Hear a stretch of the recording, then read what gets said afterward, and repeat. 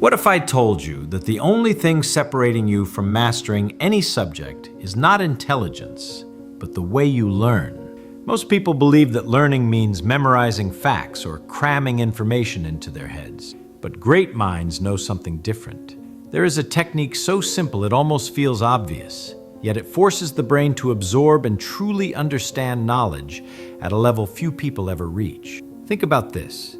Someone who unraveled some of the greatest mysteries of modern physics wasn't known for making things complicated, but for making them simple. His ability was so rare that he could explain the most complex phenomena of nature as if you were telling a story to a child. And that's exactly where the secret lies. Mastery doesn't depend on raw genius, but on a mental process so powerful that anyone can apply it. And here's the surprising truth. You can use this exact method to learn absolutely anything you want. Languages, science, business, skills that today might seem impossible to you. The secret isn't endless hours of blind effort or constant memorization. The secret is forcing your mind to reorganize information in a way that it can never forget. In this video, I'm going to show you step by step how to apply the most powerful learning technique in the world.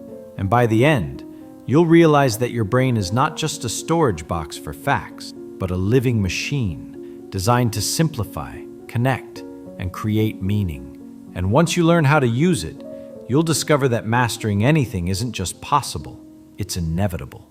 So stay with me, because what you're about to learn may change not only how you study, but how you see your own potential. Let's begin. Now imagine you're facing a difficult subject. It could be physics, math, economics, programming, a new language, anything that feels out of reach. Most people look at that challenge and think, I need to memorize all of them. But here's the first shift. Don't start with memorization.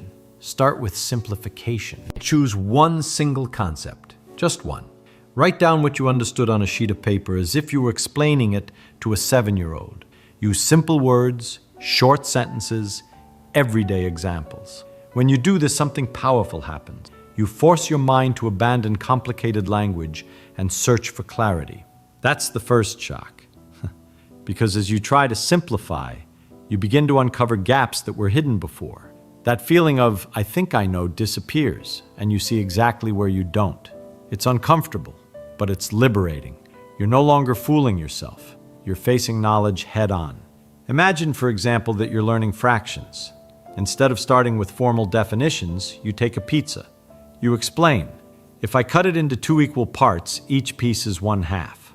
You didn't mention numerators or denominators, but you captured the essence. It's simple, it's clear, it's memorable.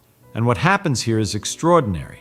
When you translate the complex into the simple, your brain builds deeper connections. Information stops being something distant and becomes part of your natural vocabulary. You may not realize it, but you are teaching yourself at the most fundamental level. This is the first step to forcing your mind to learn anything. Always begin by simplifying. Don't accept the illusion of complexity, because when you can explain something simply, it means you have truly begun to understand. Now that you've simplified the concept, it's time to take the step that separates those who merely read from those who really learn: teaching. Pay close attention here, because this is the secret.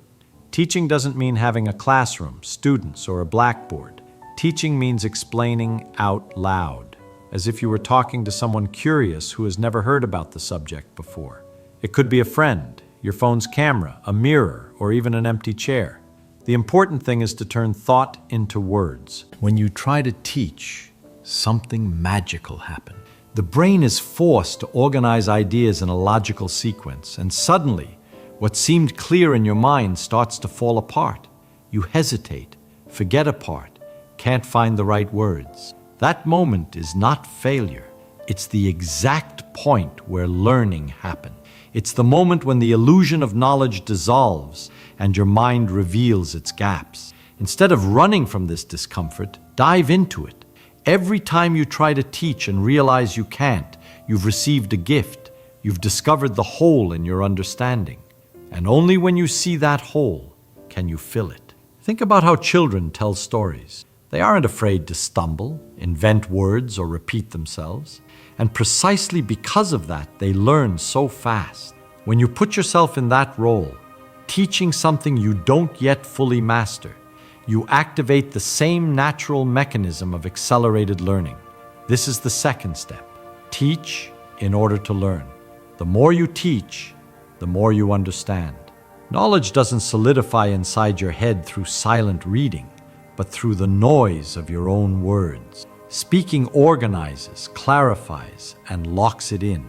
Remember, you're not teaching to impress, you're teaching to discover.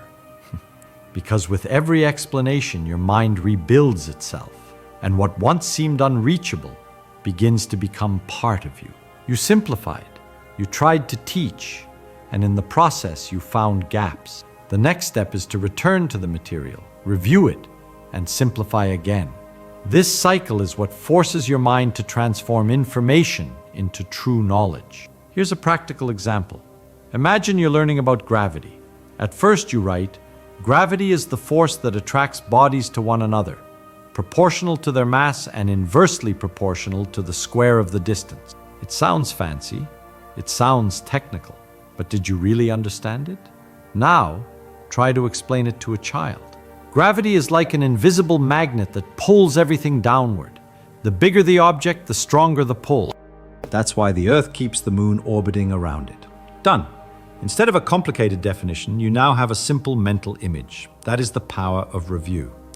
You take what you couldn't explain well, go back to the source, find the new example, swap difficult language for simple images, and then try again. It's like polishing a rough stone until it becomes a diamond. And here's the key. Every time you review and simplify, your mind reorganizes itself. What used to be fragile becomes solid. What used to be a memorized sentence becomes real understanding. You no longer rely on parroting, because now you understand. This is the third step to forcing your mind to learn anything. Review until you can explain it simply. Because only when you can say it in clear words have you truly learned it. If you've simplified, taught, and reviewed, you're already far ahead of most people. But there's still a higher level, creative repetition. It's not repeating for the sake of repeating. It's repeating in different ways, as if you were playing with the knowledge. The brain loves variety. When you present the same idea from different angles, you build multiple connections. It's like reinforcing a bridge with many pillars. The more angles, the stronger the understanding. Here are clear examples. You learned about electricity. After simplifying and reviewing, tell the same explanation 3 ways. First with wires and light bulbs, then by comparing it to water flowing through pipes, and finally by sketching it on paper. Each version locks in a different piece of the concept. Studying history? Don't just recite dates. Turn it into a story. A hungry people overthrowing an unjust king, the French Revolution. Then tell it as a stage play. Then as a newspaper headline. Learning a language? Explain the same sentence in different contexts. See the pattern? The content stays the same, but the form changes. That shift forces the brain to create new links. The result? You don't just understand, you become able to use the knowledge in any situation. And here's the detail almost no one notices. When you play with learning, the brain treats it as pleasure. Pleasure activates memory systems far more strongly than obligation. That's why children learn by playing. They're not just accumulating, they're enjoying. So the fourth step is this. Don't be a mechanical repeater. Be a creator of versions. Each new way of explaining is a layer of cement that sets the knowledge permanently. But now pay close attention, because there's a moment when many people quit. Error. You try to simplify, explain, review, and you still stumble. The words don't come out. The logic slips. The explanation fails. Most people take that as a sign of failure, but the truth is exactly the opposite. Error is the compass that points the way to real learning. Think about it. When you make a mistake, it doesn't mean you know nothing. It means you found the exact point where your mind hasn't yet built a solid bridge, and that's precisely where you should work. The error isn't an obstacle, it's the map. Imagine you're studying probability. You try to explain why the chance of getting heads or tails is 50%. The first time, you say, because there are 2 options, and one of them has to happen. It sounds logical, but it's incomplete. When you stumble, you realize you need to understand more about independent events. The mistake exposed the gap. Now, when you review, you come back stronger, and your explanation evolves. A coin has no memory. Each toss is independent, which is why the chance is always 50-50. Another example. You try to explain photosynthesis and forget to mention sunlight. In the discomfort of that mistake, you're forced to review.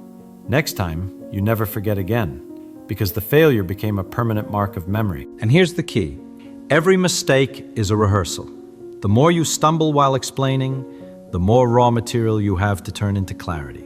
It's like a sculptor who, with each wrong strike, discovers the outline of the stone until the figure emerges. When treated with intelligence, error becomes a trigger for progress. But to achieve that, you need a scientific attitude, curiosity instead of judgment. Ask yourself, what exactly caused me to get this wrong? By answering, you strengthen the very connection that was weak before. This is the fifth step. Don't fear mistakes. Embrace them. They don't prove your inability. They prove you're pushing the limits of your mind. And it's at those limits that true learning happens.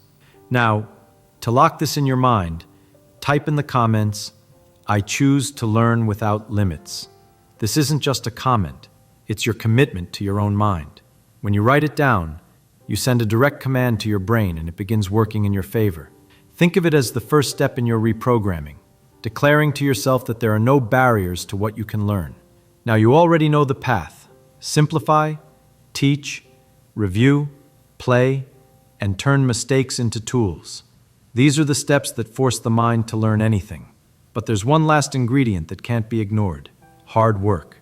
Yes, there is method. Yes, there is technique. But without real effort, nothing grows. The brain is like a muscle. It must be strained. It needs resistance to develop. There is no genius without discipline. The truth is that every great mind worked hard, harder than most thought possible. And that's what gave power to the method. What changes when you apply this formula is that effort stops being empty. You no longer spend hours lost in underlines or meaningless repetition. Every attempt to explain, every corrected mistake, every creative review builds a solid step. And step by step, you climb until you master the impossible. In the end, the formula is simple but powerful. Simplify, teach, review, play, fail. And above all, work hard. There is no magic trick. There is discipline, there is method, and there is you putting it all into practice. When you commit, the impossible starts to feel inevitable. Because the mind, when forced the right way, expands. And a mind that expands never returns to its original size. So here's the challenge. Choose a topic today, any topic. Take a sheet of paper, simplify it, explain it, review it, play with it, embrace the mistakes, and do it with discipline every day. You'll discover in practice that there are no limits for someone who works hard with intelligence. This is the real secret. It's not just studying. It's studying the right way with enough intensity to turn your mind into an unstoppable force. If this video opened your mind, leave a like and subscribe so you don't miss the next lessons. And tell me in the comments, what's the first thing you're going to try to learn using this technique? I read every comment. Thank you for watching until the end. Stay well, and see you in the next video.